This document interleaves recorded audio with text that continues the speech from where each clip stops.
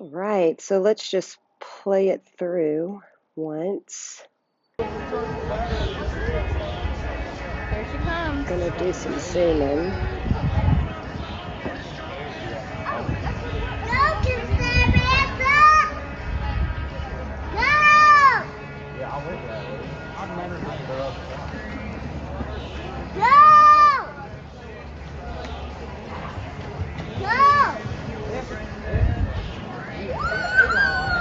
Samantha, that's going to be a 17.2. So let's take it kind of framed. I'm not sure why your decision was to go a bit slower into the arena as far as like walking up to this point, hitting a trot, and then going. And in comparison to the other video, I think this is where a lot of the momentum was lost, which is kind of dictated the trajectory of this run.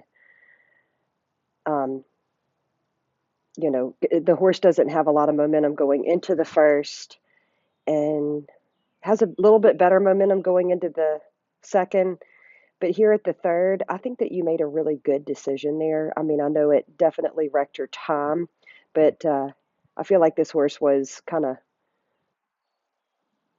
I mean, I agree. I think that you made an appropriate choice there, especially on a 4-year-old to be like, you know what, we're going to train you a little bit to stay a little bit more um, forward because she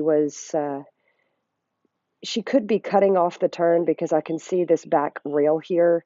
And on a 4-year-old, sometimes when they're running to the third and there's a long distance to the wall, they can get too free and go past it. But this looks like a pretty short distance. I don't know if there's some activity back here or some bleachers or something, but something got her attention and she was like, look, I know I got to turn to the left, so let's just go ahead and get started. And you were like, nuh-uh, cowgirl, you got to go around the object. And I think that if you had been more concerned about making a time and rolled her up in there, she wouldn't have finished the backside very well. She'd have looked like one of my horses blowing off. But anyway, let's talk about the run and you. So let's just zoom in. I really like your seat. Um, you've got your legs underneath you in a very strong position. You've got your body in a very strong rider position. You're not rigid. You're flexible, you're fluid. Right,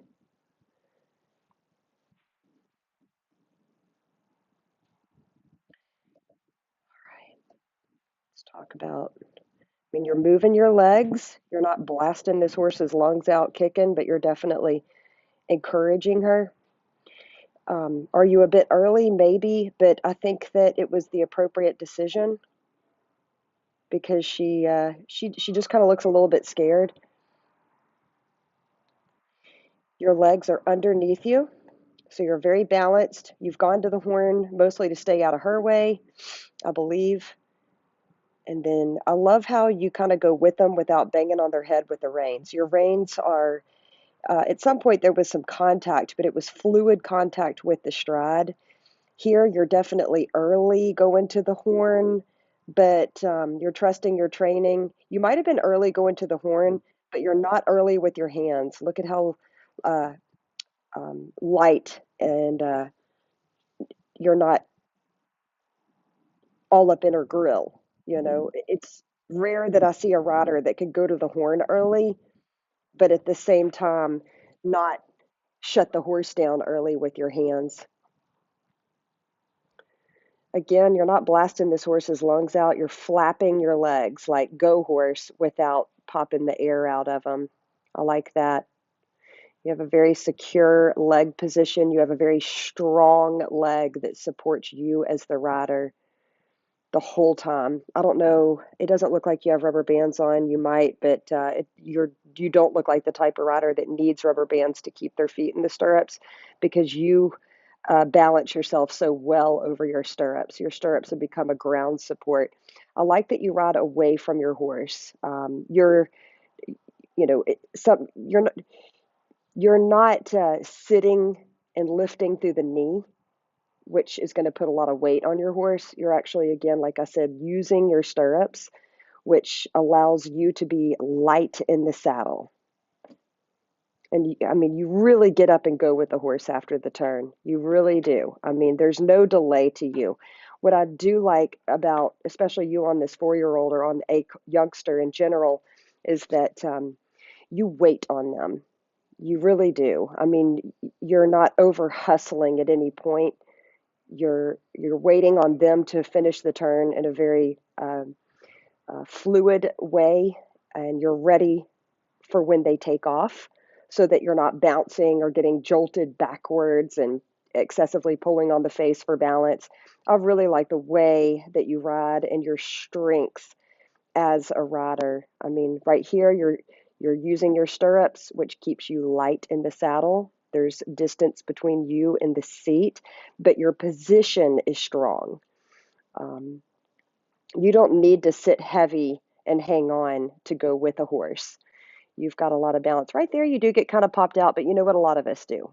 Um, and you've demonstrated enough times through this run and the other run that you getting kind of a little bit behind and maybe getting popped by the cantle is not common. It's just happened there.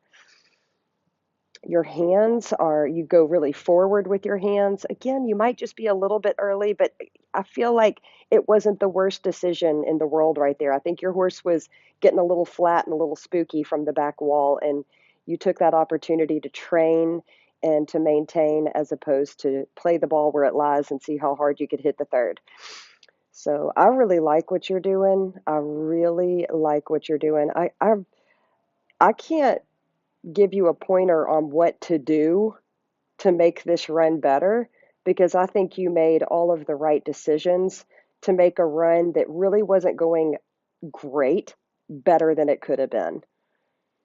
I mean, I think a lot of people might say that you were too early at the first, but I think your horse was early and you recognized that there was no going back. You had to make things happen.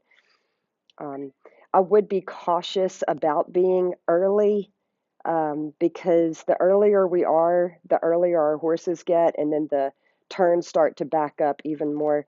So, I mean, in the future, see if you can maybe get a little bit more steam rolling in. Um, I mean, like you said, you're having a little difficulty getting this mare to really stretch out and stride out, but I think that she's just focused on her job more than she is her speed right now.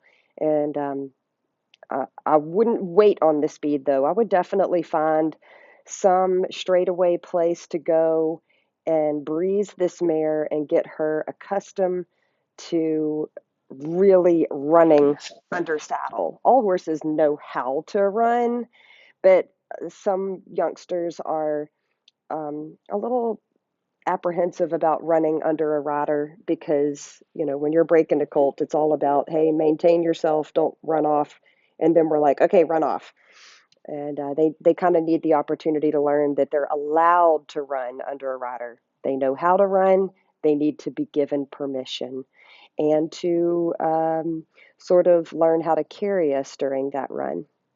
So I would take this little mare and go breeze her someplace, get you and her both accustomed to some, fast speed. If there's a training center nearby, I would make friends at that track and see if they will allow you to run. You already have a helmet. Most training facilities require a helmet. Some of them require a vest. You can always borrow one if the requirements are vests.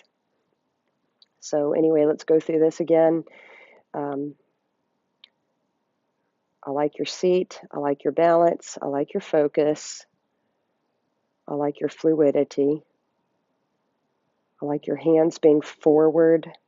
This horse shuts down there, and so you're like, you know what? I'll just go to my horn and see if we can get through this. Um, in the future, I'd like to see you two-handed a little bit further, maybe up to this point. But like I said, I think this mare shut down, and then you went, okay. Um, Again, that's not your common to get popped by the cantle based on the other video and based on the other turns in this run. So we're going to come around here. You're being helpful without pulling or jerking. Right here, you see how you get really, really forward and you're rolling with her? I love it. And when I say forward, your back end is not dumping out over your horse. You're kind of driving her from behind. And again, this is a decision that you had to make, and I think it was the right choice. I really like what I'm seeing. I might have said the same thing over and over again, but this is good. Let's go to the second run. Okay, we'll just play this one through.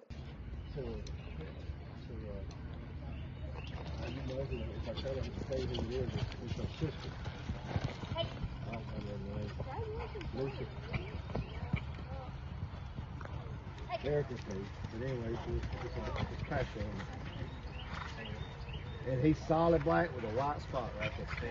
And that's, I would like a blaze and 4 white spots. Okay, all right. I really like this run a lot. Sorry, I just went through all my photos. So let's do a little zoom, and I like how you come in here with a lot more speed, lots more speed, and see how you're forward. You're forward. I mean, like it's your body is. When I say you're forward, it means that you're encouraging forward. This ground is a little bit deeper, and so you really allow this mare to get in. Your hand is forward. You're just reminding her, like, hey, we're going to have to turn. And your hand is very moderate and it's got mild contact, just reminding this horse to get into this barrel. You've trained her really, really well. You or someone else, whoever's done it, it looks great and you're maintaining it well. You're being assistant without being overly aggressive with your hands. Your body is in an excellent position. Look at how strong your legs are. And when I say strong, I mean like being used in a strong manner. They're supporting you very well. You're keeping your body in a beautiful line. You're not rigid. You're flexibly strong. And again, the way that your feet are in these stirrups and the way that it balances you is superb. So here, right there at the back side of that turn, you roll right with her, right with her. No cantle pop, nothing like that, like in the other video. That's why I say that I don't think getting popped leaving the first barrel is consistent with you. This mare's shaking her tail a little bit. That could just be an indication that she shakes her tail, or maybe she's got a little discomfort somewhere. This ground looks a whole lot deeper, and she's kind of struggling through it, so that could be it. Let me get a little zoom. Beautiful turn. Really, really like what I see there. Go into the second. I mean, look at how your hands are encouraging her. I like how your hand kind of comes up. That's kind of a racehorse trick right there. We'll kind of throw our hand up by the eye, and it encourages the horse to stay straighter and to kind of run from the hand. It's kind of like I call it, spooking from a butterfly. And so I'll put my hands kind of up and kind of flutter them by the eyes, like, you better go. And again, you don't kick the wind out of a horse. You kind of flap your legs, which is a cue run without pounding, which is like, I want you to run, but you're not going to use oxygen, damn it. I really like how you use your legs. This is such a pretty turn, but I think the ground is a bit deep. She got a bit hung in it. And that's kind of where I think, because your hands are still forward, you're not slowing this horse down into the backside. I think that she just worked really nice and rolled that barrel because, again, I think the ground is very deep in this big sandy outdoor, and it took away her momentum. Look at how you get forward. I mean, right there, you're still helping. You're in such a great body position. You're such a strong, it looks like you've got such a well-educated seat. Strong rider, you're rolling with her. That's really good. And right here, look at your body position. You're driving from behind and you're not dumping out over, but your hands are forward. You've got your hand on the saddle horn to prevent any, physics from pulling us back on this horse. Look at, she's got full rein. No, nothing holding her back, nothing shocking her face. You did get a little bit offset to the outside. I think that when you were trying to not hit the barrel, your body had to kind of like, yeesh, go to the I'm trying to get really tiny zone, but you recovered so quickly afterwards. So We get the barrel, you're right there, you're trying to move out, and that made her kind of step out with the hind end. It drag, see how you get drug right there. I can kind of see your shoulder and your hip kind of get popped to the right. And instead of losing your balance, you just get right back to center. You just got right back to center. It's pressure Oh, whoops, let me and he's solid zoom black with a white out. spot. Go. But anyway, Sorry, I'm losing my little zoomy. All right, so right when you get right back to center, look at your hands. They're doing the spook from my butterfly hands. You're not pulling on her mouth. You're encouraging to go forward. You're keeping your back end light, but in a strong position. You're driving right there. I think you're a little bit early. I think you should have been two-handed a little bit longer into this third. I say that, but at the same time, this horse really maintained a lot of honesty getting into the third, and it really worked out. So while I say out loud, I'd like to see you two-handed a little bit further, then again, it really worked out. What a beautiful third barrel. I've had some horses that I'm kind of scared of because they make crazy movements. They're spooky. They're, and I'll go to the horn. Sometimes I won't even take my hand off the horn after the second. I call it riding like grandma, but grandma on a mission. And again, you're the type of rider who can go to the horn early, but stay uh, in a position where you're still driving your horse. And I think in this case, I think we were a little bit shutty downy, but whatever it is that you were doing after you went to the horn, I can't really tell because of the angle of the camera, it worked. And I mean, this is just absolutely beautiful. You're helpful on the backside of this barrel without taking away the horse's confidence. Your hand is forward, you let her turn, you make sure it's finished there, and look at how you keep that hand forward. She's a 4-year old, she overturned. Enjoy those days while they last. And your hands try to, like, hey, we're going to an alley, we're not going over there. You just did such a great job. You have said that you want this horse to run a little bit more and be a little bit more free. Again, I'm going to recommend going to a racetrack and breezing her. Now, when you breeze, you need to treat it like a race. So if you use Lasix before you run a horse fast, then you need to prepare just as though you were running a short distance race or if you were running a barrel race. Um, and Especially on youngsters, I like to take them to the training center. I'm in Northwest Louisiana, lots of thoroughbreds. We have lots of training centers. So I like to take my youngsters to the training center, get with somebody, learn their rules. Typically, the rules are pretty standard across the United States. When you're going clockwise, you stay to the outside rail. When you're going slow, that's clockwise. When you're breezing, going faster, that's when you go to the inside rail and go counterclockwise. So just make sure that you get with the rules of the track, these people that are there every day, so that you stay out of everybody's way and do things right. And Also, the first time I breeze, if I carry any sort of hand quirt or a whip, I'm only going to use it once, maybe twice.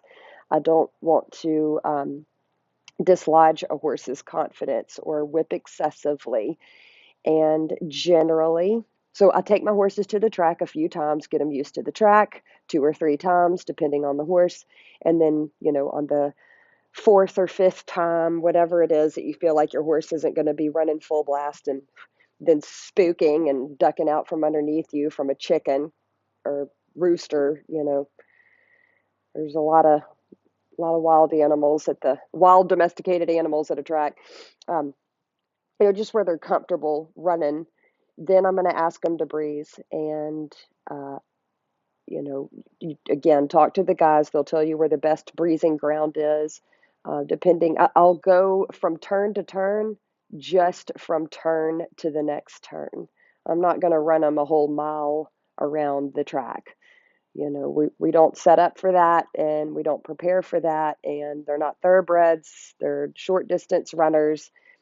So keep that in mind. And of course, when after the breeze, which is from one turn to the other turn, um, I don't pull on them and tell them to slow down. I do some moderate touching. I let them know. I kind of stand up in my stirrups. I say easy, and I let them find their own way down. And then as soon as they slow down, then we, get to a trot, get to a walk, turn them. On my tracks, the rule goes slow clockwise. I go to the outside rail, walk them clockwise until they feel good. If typically they're not going to give you 100% that first breeze. So you want to be happy with what you got, go home. If they went pretty darn fast, I treat it like a racehorse, and we're not going to go back out there tomorrow, maybe not even the next week. It might be 3 weeks. I want them to recover. If they didn't go fast at all, then you bet I will be back in a few days or a week. But when a horse does breeze full blast for you, and of course I do encourage the use of Lasix, you do want to give that horse some time off to recover, and you don't want to abuse breezing. As fast as I go, some people are like, man, I breeze my horse once a week. And I'm like, good for you. You're not going fast enough anyway. But if you really, really breeze one out, just look at the racehorse schedules. They're not running 3 times a weekend. So there's that. So just be cautious about, your breathing, your works, and, keep an eye on your horse.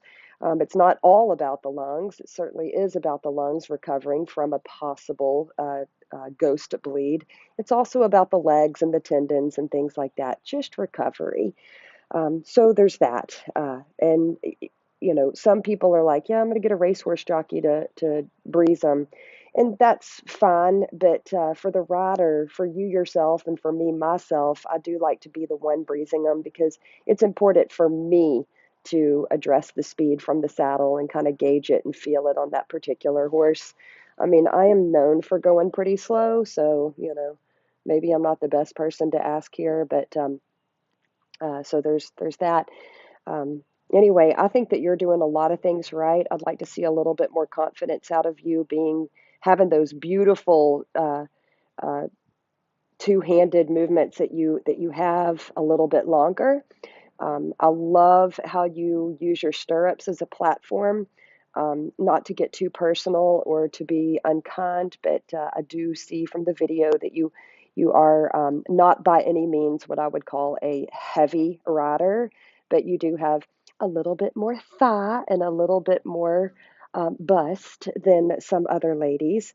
And I think that when you have that body type, it is so important for you to have a strong leg and to balance yourself above the horse and rely on your body and yourself and your strength to lift yourself off of the horse's back using your stirrups so that you actually lighten the load to a degree, the best of your ability. And you are certainly doing that. And I love to see that.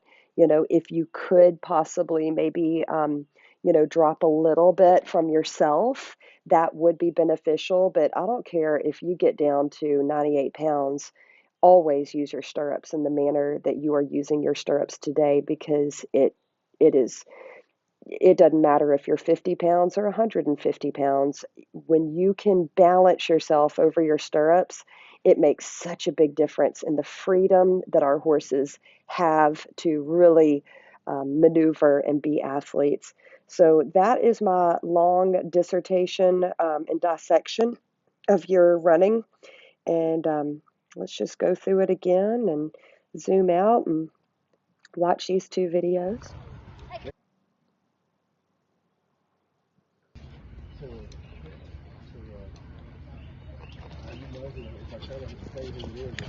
I like your confidence. I like your assistance. I like your balance. I like your follow through. Love your hands. Love your stirrups. Love the way you use your legs. And he's solid black with a white spot right Love the there. way you allow your I would like horses to a finish blaze the and turn 4 white and the spots. way that you're there just in case they don't. You're not domineering, you're not overly aggressive, you're very allowing. If you train this horse yourself, beautiful job. And I'd like to see a whole lot more of people ride like you. Let's watch this one. There she comes.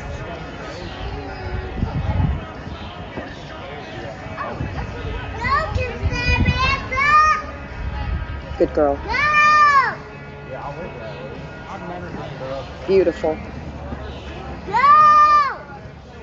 Good decision making.